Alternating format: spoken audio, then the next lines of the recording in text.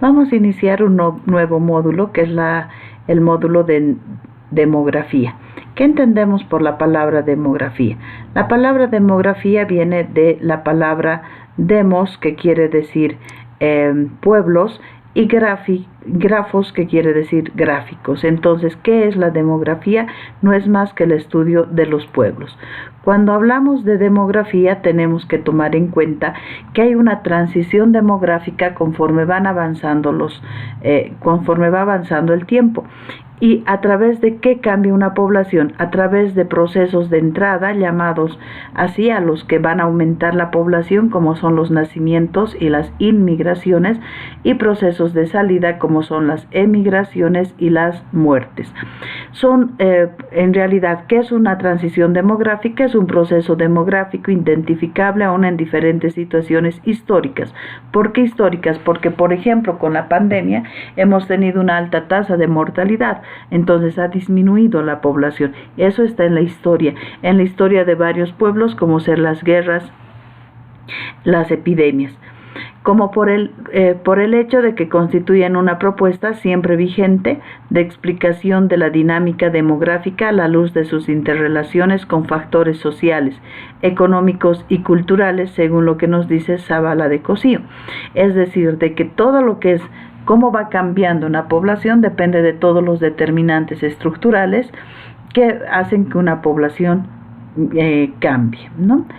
Ahora, ¿cuáles son las etapas de la transición demográfica? Tenemos la transición incipiente, en la que hay una alta mortalidad y una alta natalidad. Tenemos una transición moderada, en la que la alta es la natalidad y la mortalidad empieza a descender y se convierte en moderada. ¿Qué países están en la incipiente? Tenemos Haití, que crece con un 2.5% de la población.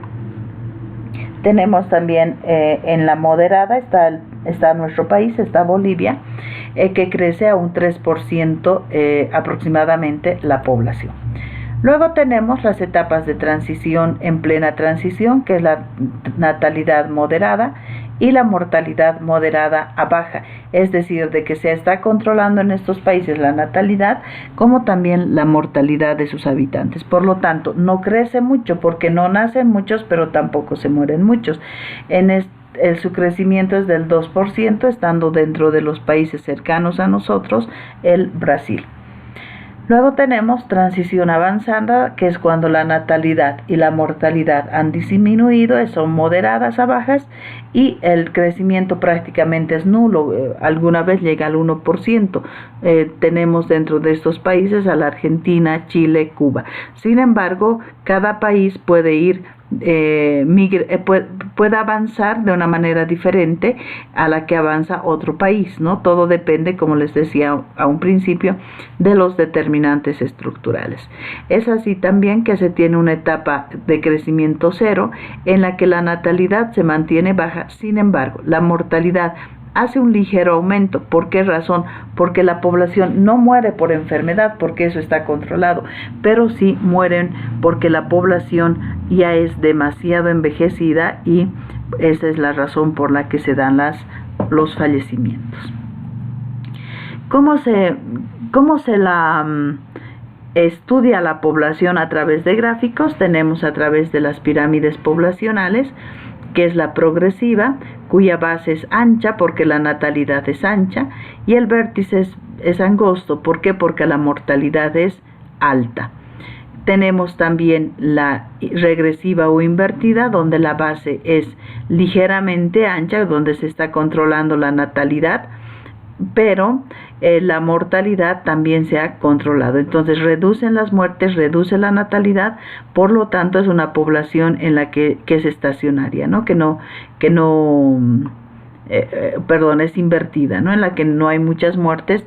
Sin embargo, la población de mediana edad es la que más cantidad tiene en esos países. Por eso es que hace como una barriguita la curva, mostrándonos en qué edades hay mayor cantidad de habitantes. Luego tenemos la estancada o en forma de campana, cuya natalidad es alta y la mortalidad es baja, ¿no? Esas son las tres formas de graficar a las pirámides que ustedes han debido ver en la parte teórica. Ahora, ¿cómo vamos a estudiar a las poblaciones? Estudiamos a través de las medidas de frecuencia. Estas son razones, proporciones y tasas. Las razones. Cuando hablamos de razones, estamos hablando de la relación de dos categorías de eventos diferentes, pero que de alguna manera guardan relación. ¿A qué nos referimos con eso? A que estas son divisiones. Por ejemplo, el número de habitantes no es igual a kilómetros cuadrados, pero son dos eventos diferentes que guardan relación. Y entonces a eso nos referimos con una razón, donde el numerador no va a ser parte del denominador, ¿sí? Y siempre tiene un factor amplificador que es por 100. Entonces la razón mide dos eventos de categorías diferentes que de alguna manera guardan relación. Luego tenemos las proporciones. Cuando hablamos de proporciones estamos hablando de la relación entre dos categorías pero de un mismo evento. Entonces, si es de un mismo evento, tenemos que tomar en cuenta de que el numerador va a ser parte del denominador. Por ejemplo, tengo 180 pacientes, de estos 58 son diabéticos y esto habíamos visto en probabilidades. ¿Qué probabilidad tengo? Que eligiendo un paciente al azar sea diabético. Entonces tengo 58 o qué porcentaje de mis pacientes es diabético. Tengo el 58 entre el total de pacientes, donde mi numerador va a ser parte del denominador y hago el cálculo multiplicando por 100. Luego tenemos las tasas. Cuando hablamos de tasas estamos hablando de la intensidad, de la medición de la intensidad de un fenómeno en relación a la población capaz de producir ese fenómeno. Cuando hablamos de tasas tenemos que tomar en cuenta que tenemos el numerador, que es el que desarrolla el evento, el denominador, que es la población capaz de producir ese evento. Entonces el numerador siempre va a ser parte del denominador. También va a tener un factor amplificador dependiendo de la tasa que estemos estudiando. Ahora, las tasas pueden ser generales o específicas. ¿Cuándo es una tasa general? Cuando el numerador es el total de la población.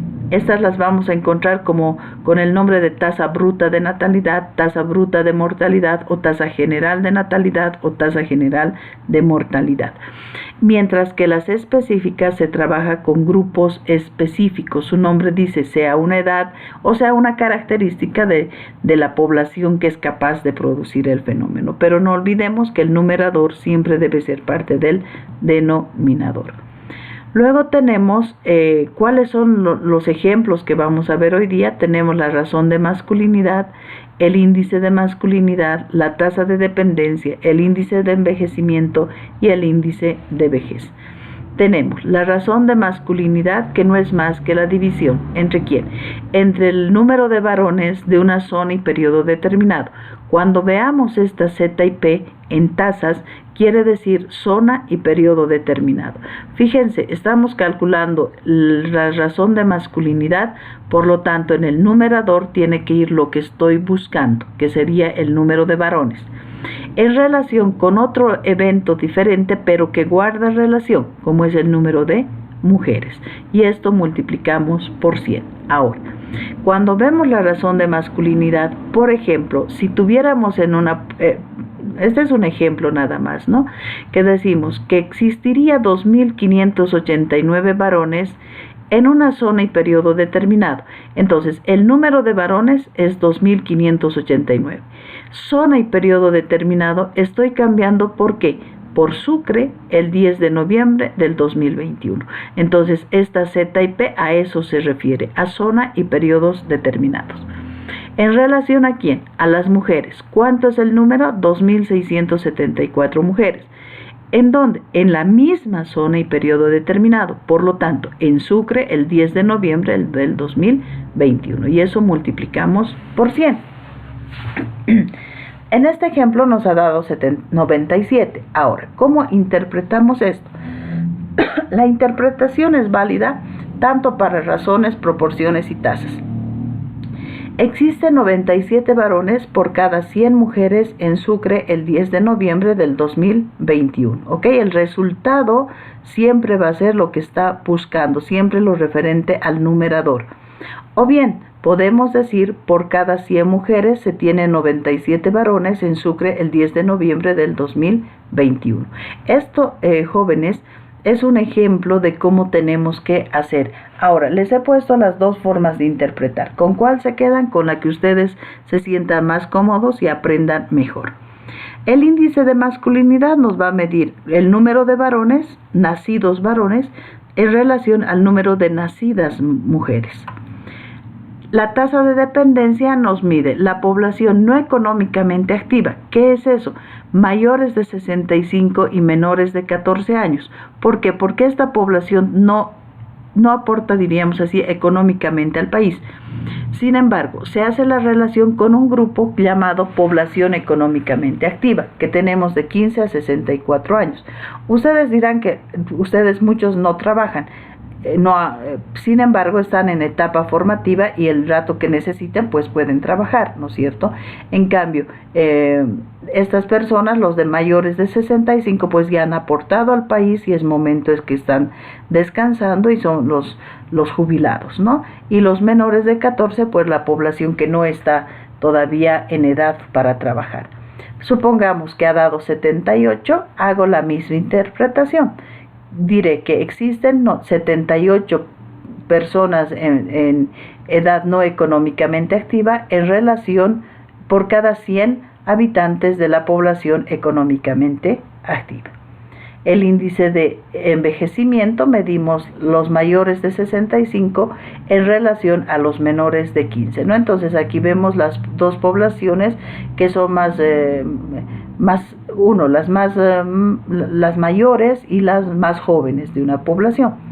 Y el índice de vejez que mide cuántos adultos mayores hay en relación a quién, al total de la población, ¿sí? Entonces esos son los ejemplos que vamos a dar